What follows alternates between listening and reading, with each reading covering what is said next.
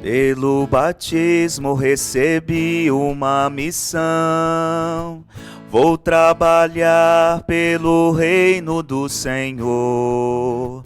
Vou anunciar o evangelho para os povos. Vou ser profeta, sacerdote, rei, pastor.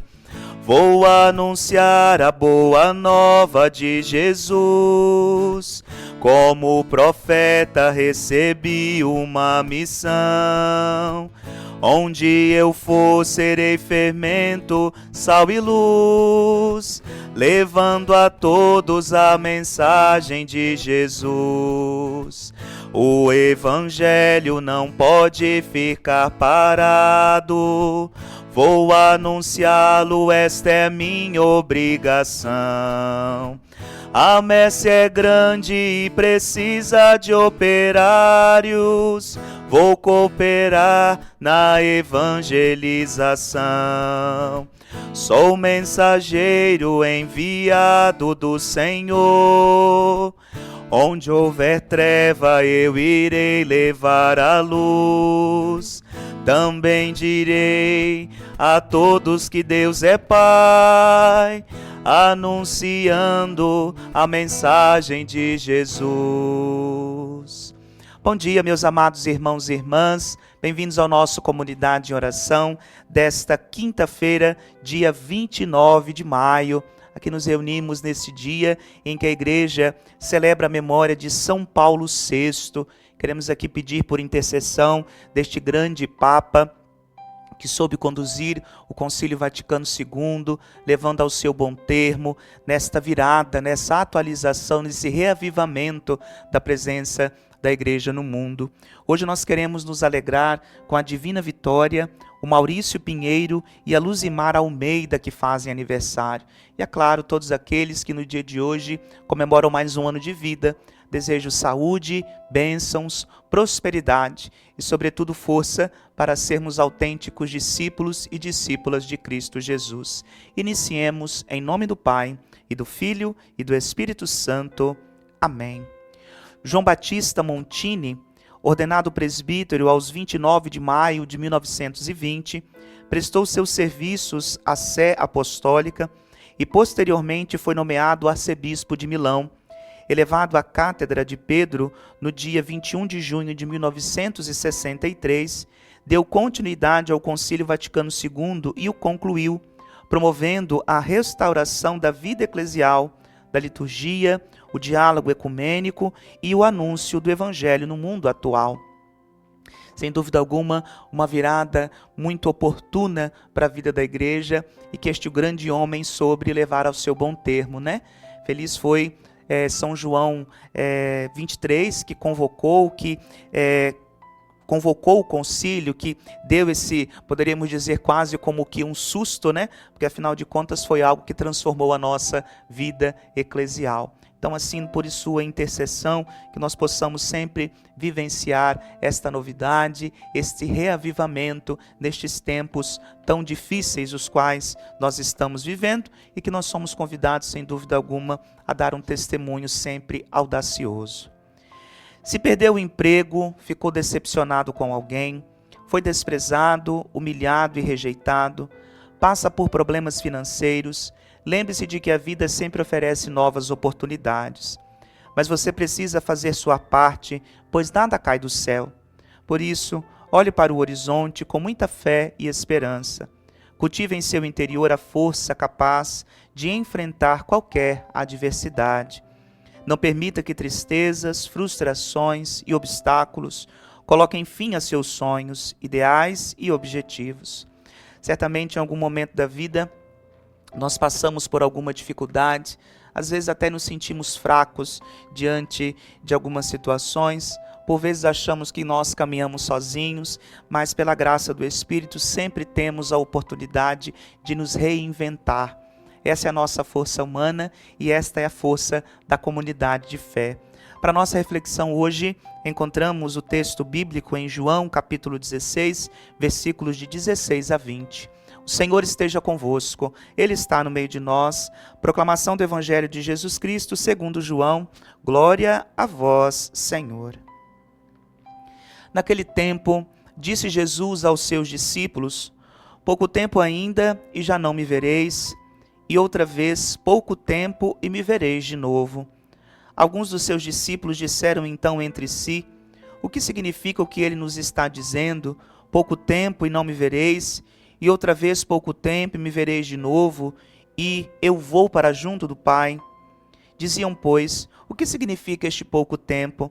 Não entendemos o que ele quer dizer. Jesus compreendeu que eles queriam interrogá-lo, então disse-lhes: estáis discutindo entre vós, porque eu disse, pouco tempo e já não me vereis, e outra vez pouco tempo e me vereis? Em verdade vos digo, vós chorareis e vos lamentareis, mas o mundo se alegrará. Vós ficareis tristes, mas a vossa tristeza se transformará em alegria.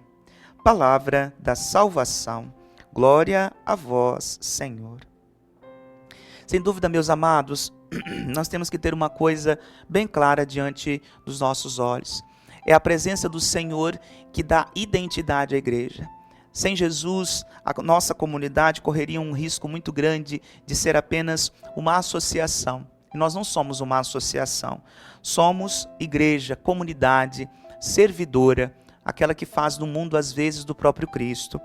No entanto, é importante que nesta passagem, sobretudo que nós temos ouvido nesses últimos dias, a presença física e visível de Jesus se transformará numa presença espiritual, ou seja, uma presença mais profunda e uma presença mais característica. Por quê?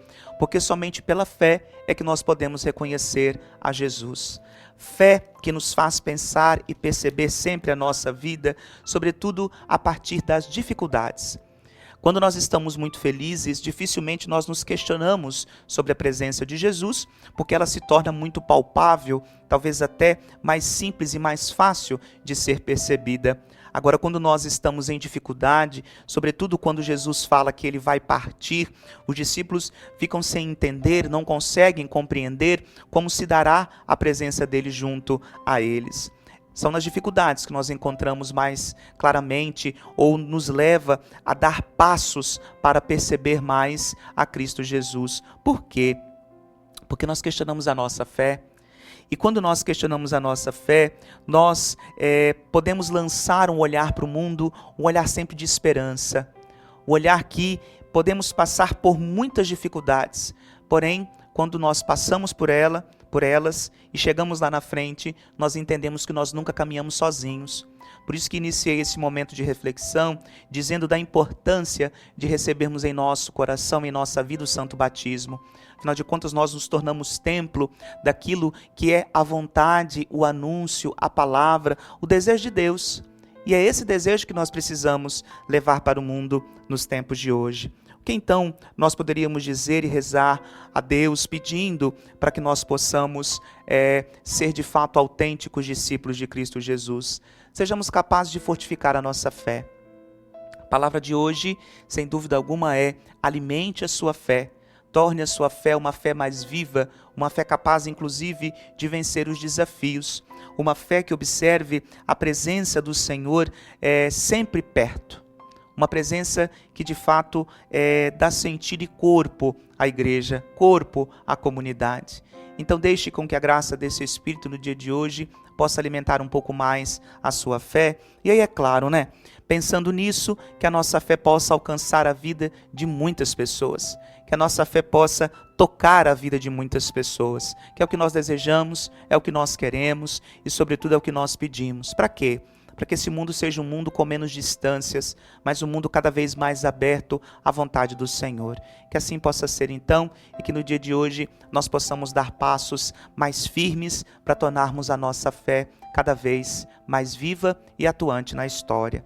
No dia de hoje me reúno com o Conselho da Comunidade do Sagrado Coração de Jesus às 19 horas, para lhe passarmos algumas orientações e também refletirmos sobre a nossa vida de comunidade. O Senhor esteja convosco, Ele está no meio de nós. Por intercessão de São Pedro, abençoe-vos o Deus Todo-Poderoso, Pai, Filho, Espírito Santo. Amém. Meus irmãos, minhas irmãs, muito obrigado pela sua companhia neste dia, no início desta manhã. Desejo a você um excelente dia e, com a graça de Deus, amanhã estaremos aqui novamente. Tchau, tchau. Quem perguntar por que Jesus veio ao mundo, eu vou dizer para salvar a humanidade, para libertar o homem da escravidão e dar a ele uma nova oportunidade. Pois os profetas já vinham anunciando a sua vinda e qual a finalidade. Jesus, profeta, sacerdote, rei, pastor, veio ensinar-nos o caminho da verdade, mesmo sofrendo calúnia e opressão. Vou procurar viver em comunidade, onde houver ódio, vingança e injustiça. Quero levar o amor e a caridade. Sou missionário e por isso vou lutar, para levar meus irmãos à eternidade. Vamos louvar e bendizer ao nosso Deus, vivendo juntos a nossa fraternidade.